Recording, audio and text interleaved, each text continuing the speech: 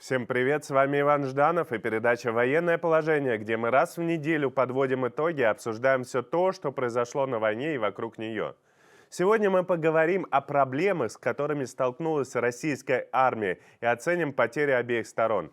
Я покажу вам кадры из оккупированных территорий и расскажу, как российские власти пытаются подчинить себе захваченные города. Обсудим, конечно, и экономические последствия войны для России, о том, как сейчас живет наша страна и чего ждать в ближайшее время. Но сначала короткое видео с главными кадрами этой недели.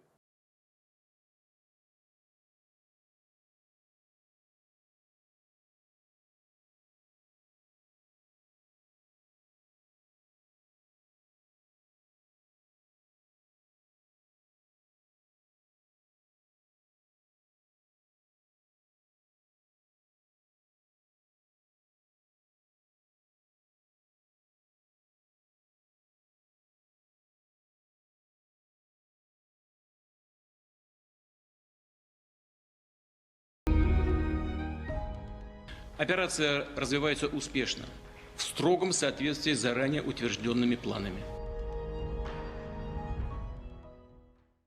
Глобальное положение войск за эту неделю почти не поменялось. Украина потеряла много территорий, но ВСУ стойко обороняется, не допуская провалов. А теперь давайте разберем отдельные районы боевых действий. Всю неделю шли бои на окраинах Киева. И все вы эти знаете населенные пункты. Это Гостомель, Буча, Ирпень. Это север. И воевали прежде всего за Ирпень. По итогу украинцам удалось отстоять переправы на реке Ирпень. Вот здесь вот проходит река. И даже контратаковать в районе города Макаров. Это гораздо западнее. Восточная окраина Киева, давайте тоже вам покажу. Это Бровары прежде всего. И в Броварах идут бои. Российская армия постоянно пытается прорваться к Броварам, но тоже ее отбрасывают. Давайте посмотрим дальше. Мы переместимся чуть-чуть более общая карта. И здесь прежде всего российские войска находятся в районе Киева. Вот они, Бровары.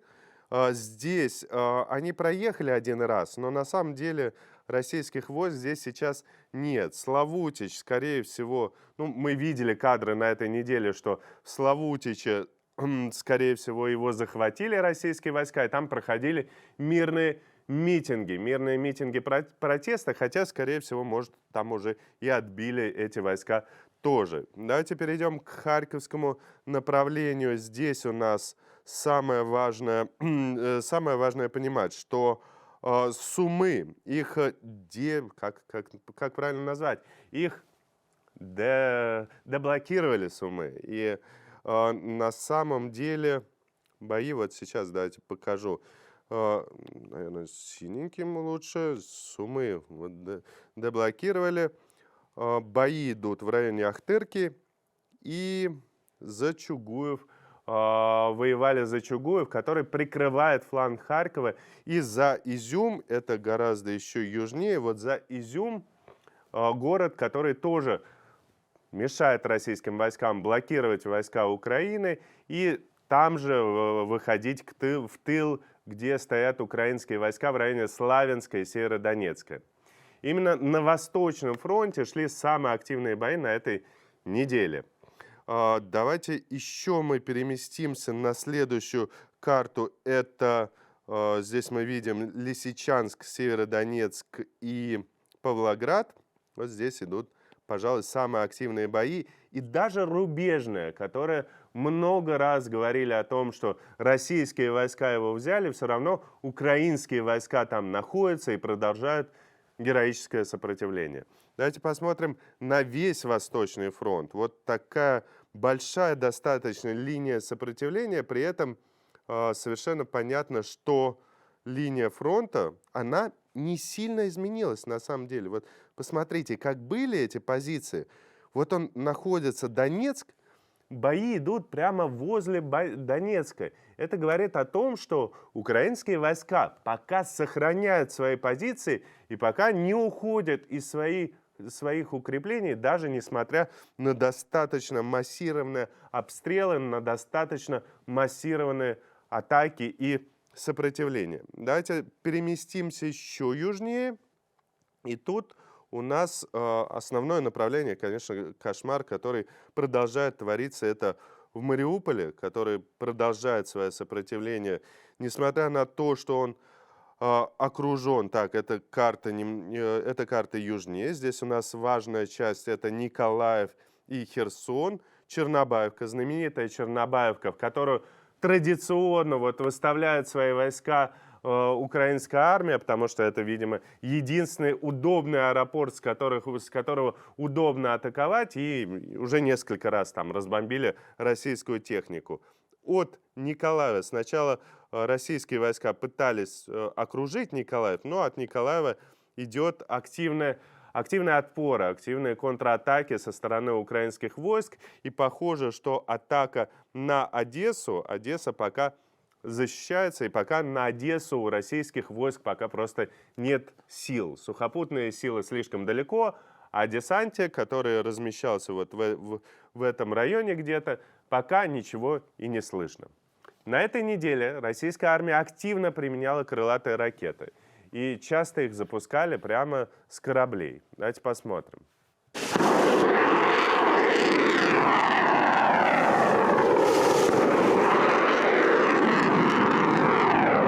Соня, какое сегодня число? 22? Да. 22 марта. Вот. То може бути якийсь ПВОшник?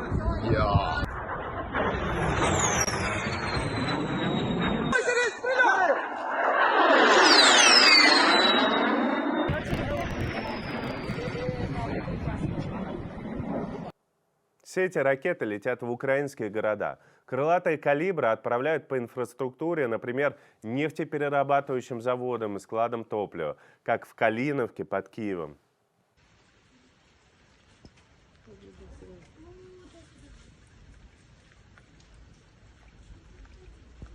Иди посмотри, теперь посмотри, иди посмотри. Прийти в Україну і робити таке людям горе. Більше надо. Їх не надо, то Или вот буквально вчера был атакован склад топлива во Львове.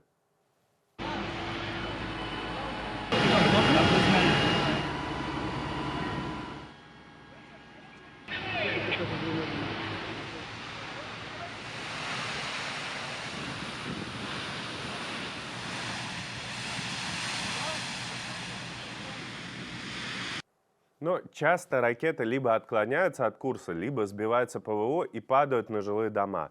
Может быть, их отклоняют даже специально от курса, чтобы не атаковать жилые дома. Некоторые военные же понимают, куда они направляют эти ракеты. И это регулярно происходит в Киеве, Харькове, Чернигове. Воздушная тревога звучит буквально по всей Украине. Вот вчерашняя карта, все красное на ней, это регионы, где звучала сирена. Мариуполь продолжает целенаправленно превращать в руины, а ведь там осталось немало мирных жителей. Мариуполь — это и Сталинград, и Ленинград одновременно. Он буквально превратился в кладбище, потому что людей хоронят прямо на улицах, скверах, возле детских садов. И вот вы видите эти могилы. Российские войска начали минировать Украину, причем с помощью вот таких реактивных установок.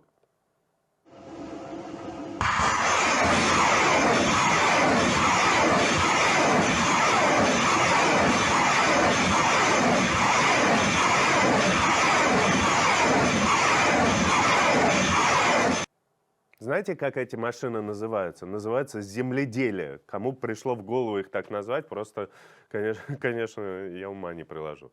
Эта машина разбрасывает мины по большой площади. Естественно, невозможно будет определить, будут ли там мирные жители или будут военные. И, скорее всего, будут просто попадать и дети на эти мины. Еще и название земледелие. Как вообще такое пришло им в голову? Какой президент, такое земледелие, надо сказать. Тем временем официальные российские лица прямо заявляют, что главная цель спецоперации типа сейчас это захват Донецкой и Луганской областей. Вот, например, заявление Минобороны. По мере выполнения отдельными группировками поставленных задач они решаются успешно. наши силы и средства будут концентрироваться на главном – полном освобождении Донбасса. Но, конечно, после месяца войны, когда наступление заглохло, все меньше верится, что российская армия добьется хоть каких-то значимых успехов. Скорее, речь идет об обороне уже оккупированной территории, как минимум, потому что потери слишком велики.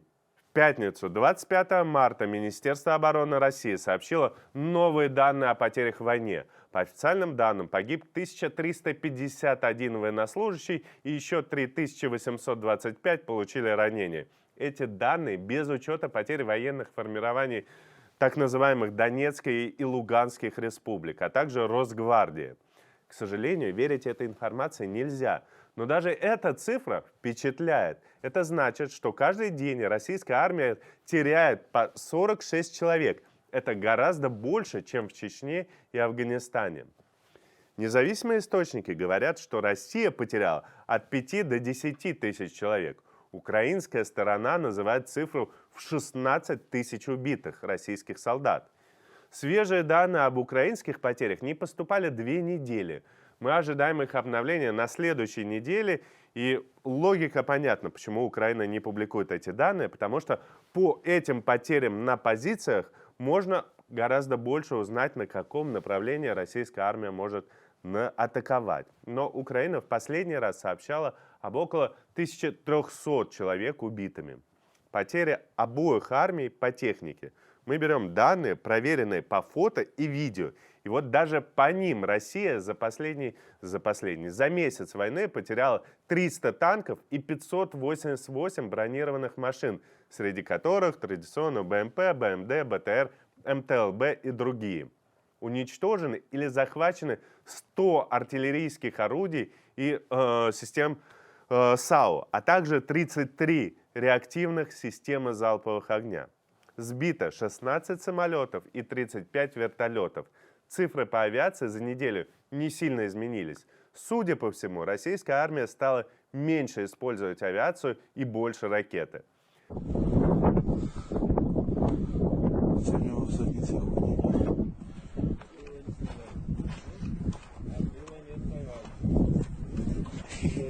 А я видео снял.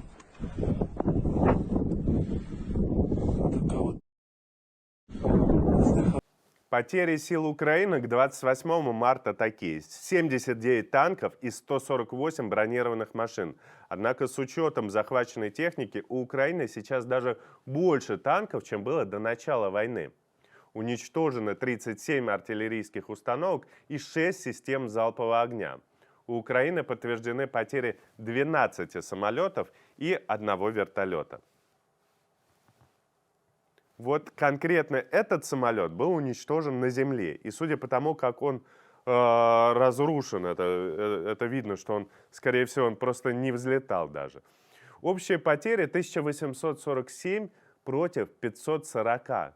На стороне Украины воюет даже погода. Весна пока не слишком теплая, и стоящие на месте, живущие где попало российские солдаты, страдают от обморожения и синдрома траншейной стопы.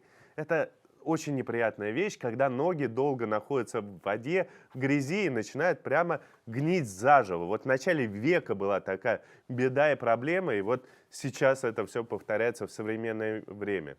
Опять же, это подтверждает слухи о проблемах российской армии со снабжением. В то время, когда украинская армия получает новейшую экипировку со всего мира, российская не может обеспечить солдат сменным комплектами сухой обуви. И погибает неожиданно много офицеров и даже генералов. Россия признала гибель только генерал-майора Суховецкого. Украина говорит о 7 или 8 убитых российских генералов. По всей России регулярно проходят военные похороны. Это видео из небольшого города Рубцовск Алтайского края. Даже здесь в траурной процессии несут сразу 2 гроба. Нет, 2 гроба, 2 похоронят.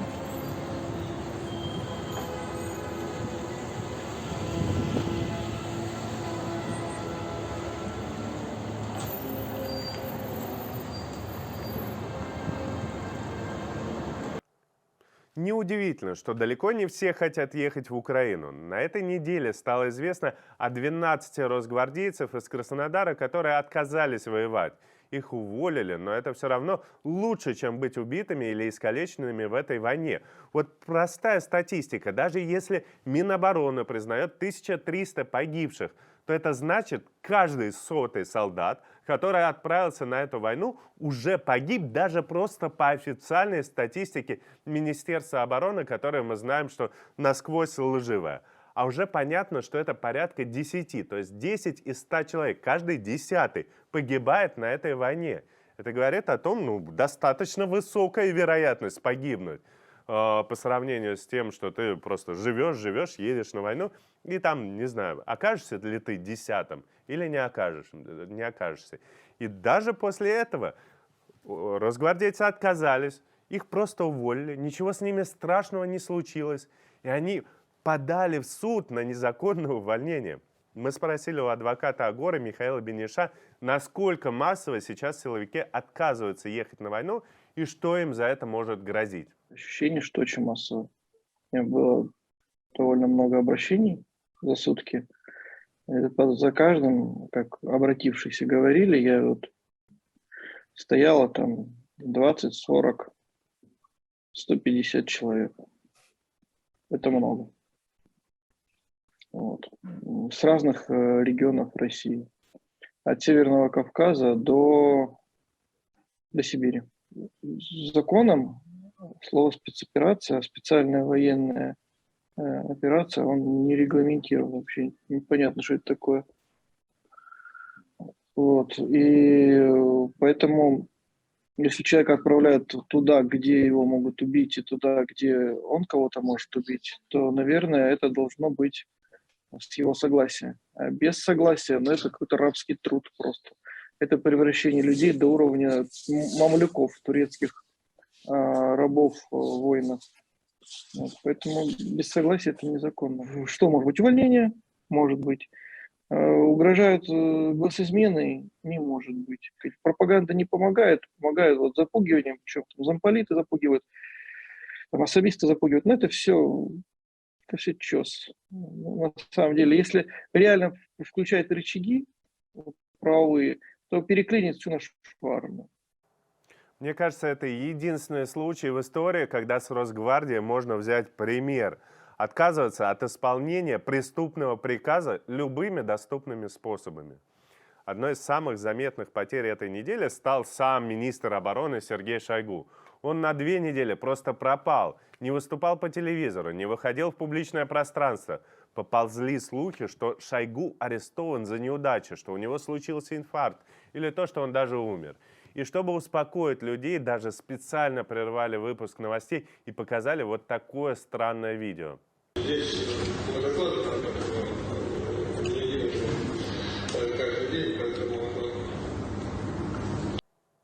Потом его, правда, показали на другом совещании, где он говорил достаточно тяжело, сбивчиво, постоянно брал какие-то тяжелые вздохи. Но, тем не менее, мы можем сказать, что Шойгу пока скорее жив, чем мертв, но, тем не менее, происходило что-то странное.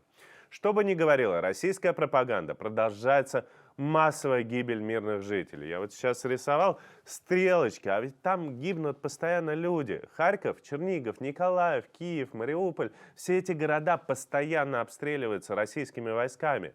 ООН заявляет о подтвержденных 1104 погибших мирных жителей и уточняет, что в реальности их число намного выше. К сожалению, надежных данных о количестве погибших нет. Боясь обстрелов, тела часто не забирают с улиц или хоронят прямо на улицах. Никто даже не пытается переписывать всех убитых. Украинская сторона сообщает, что к утру 27 марта погибли 139 детей и более 205 были ранены. Это просто невыносимо, это невероятный мрак какой-то и ужас. Как такое может происходить?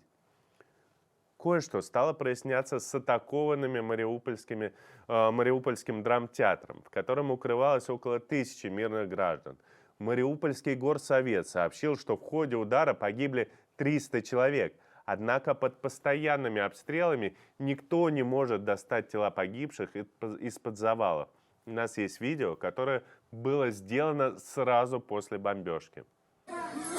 Последствия обстрелов драмтеатров.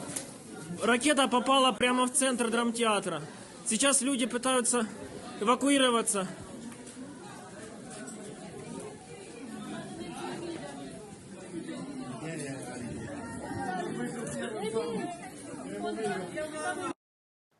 По данным ООН, Украину уже покинули 3 миллиона 700 тысяч человек. Из своих домов вынужденно уехало около 10 миллионов украинцев. Большая часть переселенцев прибывает в Польшу. В некоторых странах, вроде Чехии, уже закончилось жилье. Вероятно, впереди нас ждут палаточные городки для украинских беженцев. США заявили, что готовы принять 100 тысяч украинцев и пожертвовать $1 миллиард в помощь европейским странам, приютившим у себя украинцев. Многие российские активисты, уехавшие из России, помогают украинцам выбираться и найти временный дом. Одни работают в Польше, другие собирают деньги дистанционно. Просто молодцы. И хорошая новость в том, что в Украине наконец-то удалось наладить гуманитарные коридоры из зон боевых действий. Через них уже было эвакуировано больше 200 тысяч человек. Самым напряженным местом действия коридоров являются, как обычно, Мариуполь, Чернигов и Сумы. Из Мариуполя выехать сложнее всего, но даже там время от времени удается договориться с российскими военными. На этой неделе погибла наша коллега, журналистка инсайдера Оксана Баулина. Она находилась в Киеве, осматривала последствия обстрела торгового центра «Ретровиль», и этот момент попал на камеру.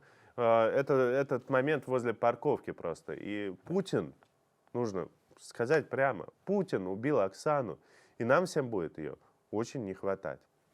На захваченных территориях идет полноценная оккупация. Вот прямо из учебников истории. Например, российские войска и спецслужбы похищают мэров городов, местных политиков, журналистов и их родственников.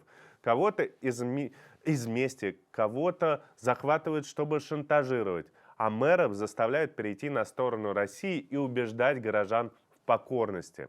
Буквально вчера похитили мэра города Славутич. Жители тут же вышли на протест, российские войска начали стрелять и есть раненые.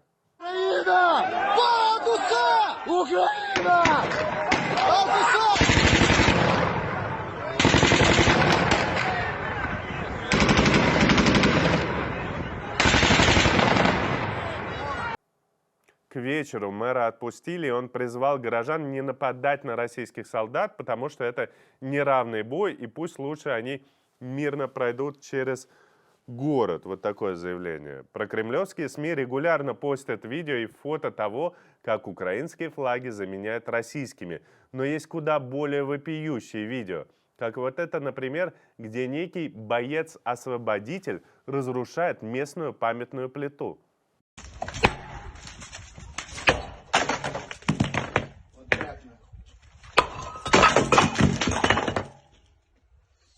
Судя по всему, это был памятник солдату, а под Харьковом разрушили мемориал памяти жертв Холокоста Дробийский Яр. Фашисты здесь убили 15 тысяч харьковских евреев. Но, наверное, самое абсурдное, что только могло быть, это открытие офиса «Единой России» в Мариуполе. В только что захваченной части города. Они прям хвастаются, на сайте у себя написали. И вот как это выглядит. Согнали людей, выдают сим-карты мобильного оператора «Феникс», работающего в ДНР.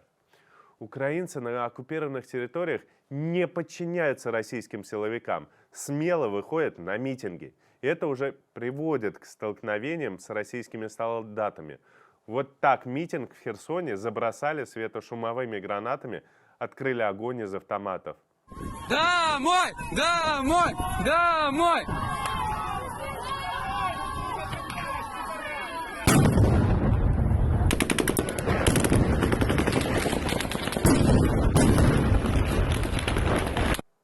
Из Украины вывезли 40 тысяч мирных жителей. Об этом сообщила вице-премьер Ирина Верещук. Речь о тех людях, которых увезли по гуманитарным коридорам в России.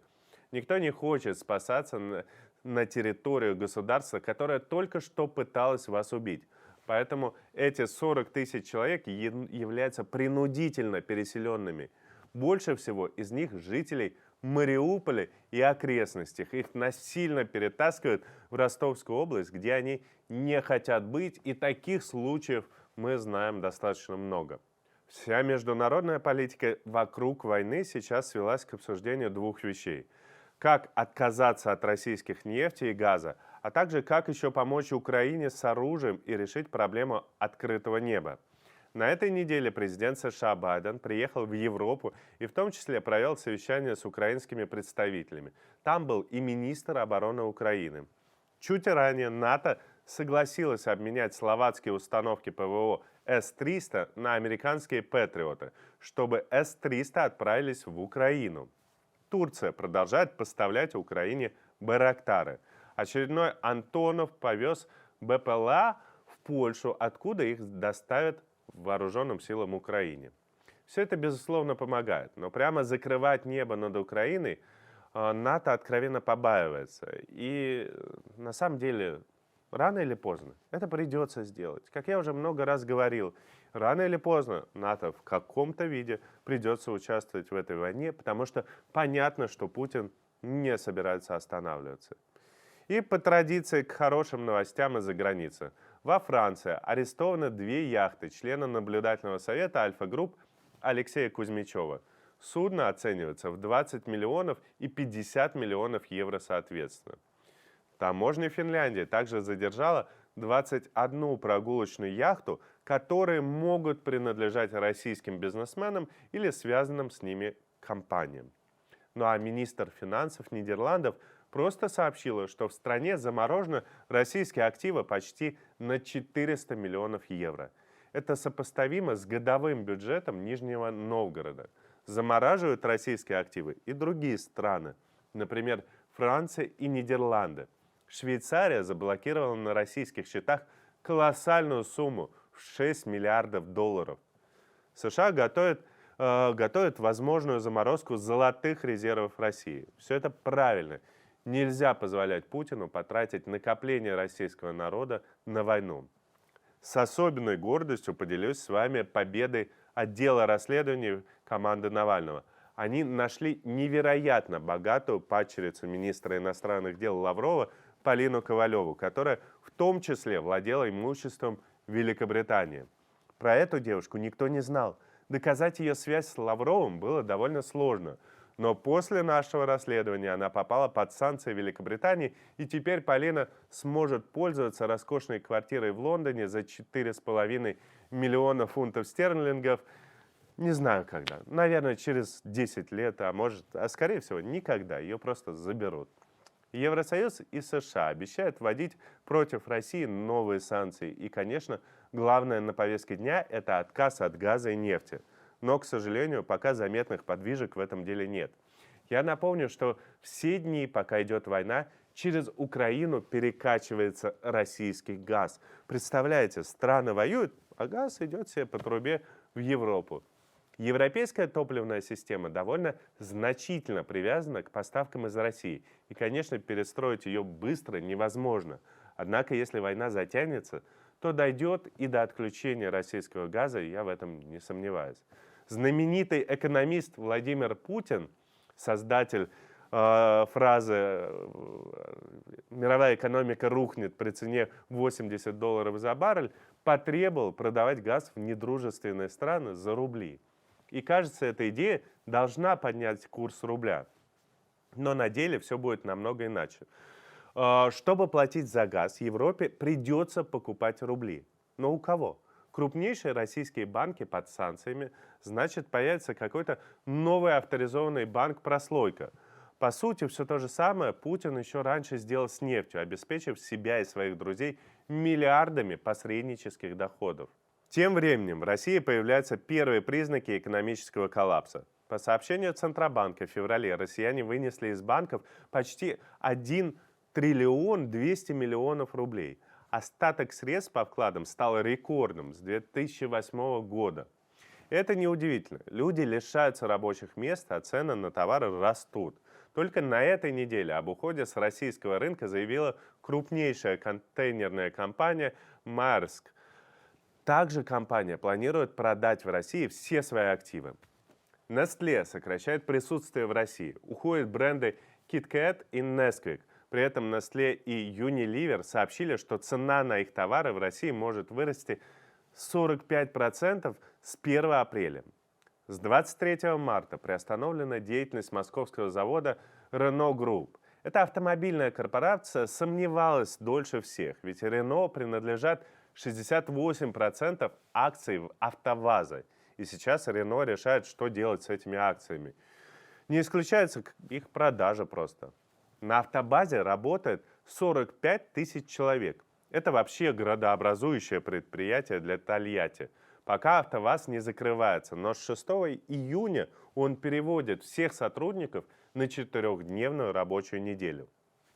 Данная мера будет действовать только 3 месяца. АвтоВАЗ, видимо, надеется, что за этот срок удастся решить проблему с импортными запчастями. На заводе уже анонсировали выпуск специальных версий некоторых моделей, которые будут менее подвержены влиянию импортных комплектующих. Я не удивлюсь, если на конвейер вернут классическую «семерку». Ее всего 10 лет назад сняли с производства, и, может быть, кто-нибудь скучал по ней. По пути импортозамещения идет создатели бренда IKEA. Но теперь это, честно говоря, что-то странное. Идея.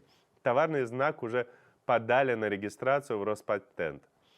Ничего не напоминает. Но это же в чистом виде просто украли эту IKEA. Десятки тысяч граждан уехали из страны. Больше всего уезжают, конечно же, IT-специалисты. По данным Российской ассоциации электронных коммуникаций, с начала войны их уже уехало до 70 тысяч человек. Только этих специалистов. В апреле могут уехать еще 100 тысяч человек. Такой отток заметили в правительстве, и Минцифры подготовила законопроект, по которому айтишникам предоставят отсрочку от армии и льготную ипотеку. Но пока Минцифры не может гарантировать отсутствие сфабрикованных уголовных дел, и вряд ли получится остановить этот отъезд специалистов. Самолеты российских авиакомпаний больше не летают в Европу, так как там их ожидает арест. Минтранс сообщил, что авиакомпании уже потеряли 78 самолетов. Все они были арестованы за рубежом. И это катастрофа для всей отрасли. И уже министр транспорта Савельев признается, что они украли чужие самолеты и теперь будут разбирать имеющиеся на запчасти, чтобы хоть как-то продолжить летать внутри России и в дружественные страны для России. Нет никаких... Тут нужно сказать, что для России нет никаких дружественных и недружественных стран. Весь мир противостоит Путину и его сумасшествию, из-за которого гибнут тысячи невиновных, а не России. Давайте подводить итог. Стратегически военная ситуация за эту неделю не изменилась. Российская армия остается на прежних рубежах и ведет бои за отдельные населенные пункты. Для серьезных атак не хватает сил, потому что фронт растянулся примерно на 1800 километров. И это очень много. Давайте возьмем прям карту, и я вам покажу, что 1800 километров – это огромная территория. И на такую территорию просто не хватает никаких ресурсов. Допустим, что российские войска восстановили все потери, и численность группировки все так же 200 тысяч. То получается по 110 человек на 1 километр фронта. Это доказывает две вещи. Первое. Фронт не представляет из себя сплошную линию соприкосновения. Для этого недостаточно сил. Как российских, так и сил вооруженных сил Украины. А второе. Значительная часть российских солдат занята обороной и обслуживанием того, что уже удалось захватить. И резервы уже подвозят откуда только можно. Например, уехали миротворцы из Карабаха, что позволило Азербайджану возобновить военные действия. Замечены колонны из Южной Осетии и Абхазии.